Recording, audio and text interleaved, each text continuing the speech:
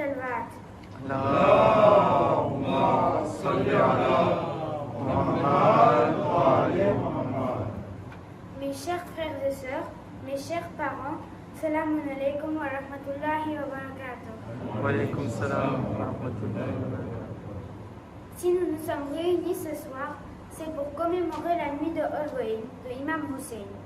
En arabe, Al-Bayn signifie 40, ce qui veut dire 40 jours après le martyre de l'imam Hussein et de ses 72 compagnons, le jour de Ashura. Le jour de Al-Bayn, de retour de Cham, le kaflo d'imam Zainul Abidin et de Bibi Zainab arriva à Karbala pour pleurer imam Hussein ainsi que ses fidèles compagnons. Les yeux pleins de larmes, attristés, affligés, le cœur totalement déchiré, ils organisèrent les cérémonies de deuil pour l'imam Hussein. Parmi les actes recommandés le jour de Al-Bayn, nous devons effectuer le ghusl et réciter la ziyarat et Al-Bayn, qui est selon Imam Hassan Asghari un des signes du croyant. Talisman adiusé ziyarat et Al-Bayn parvo mu'mini nishani matite. Al-Bayn est non seulement un jour d'hommage à l'imam Hussein, en souvenir de son sacrifice pour sauver les valeurs de l'islam, mais également lorsqu'on entend Al-Bayn, on pense au plus grand rassemblement de pèlerins au monde avec environ 17 millions de personnes. Une marche qui relie les villes de Najaf, Basra ou d'autres villes vers Karbala. Rassemblement pour exprimer l'amour envers l'imam Hussein. En 2019, l'UNESCO a inscrit le pèlerinage de l'Al-Bayn au patrimoine culturel immatériel de l'humanité. Ces pèlerins, ces avares, venus parfois de très loin, marchent des kilomètres à pied pour arriver à Karbala et offrir leur salam à Imam Hussein.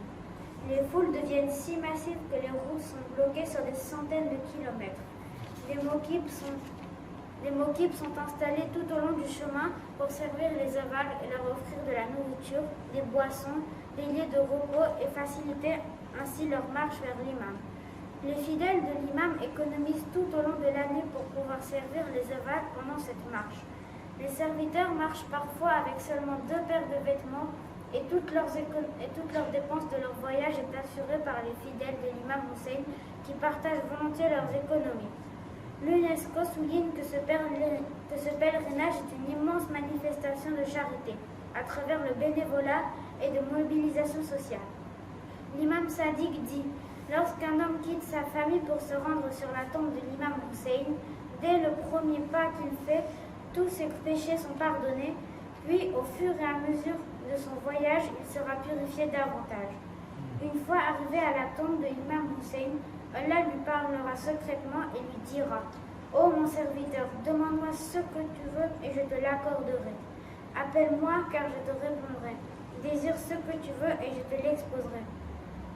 Dene autavola Al-Bayn Malzaoui, il obéirait Karbala Soudi et Novatpoué. Labbaik ya Hussein. Labbaik ya Hussein. Labbaik ya Hussein. Labbaik ya Hussein. Labbaik ya Hussein. Labbaik ya Hussein. Salvat. Allahumma salli ala Muhammad wa ali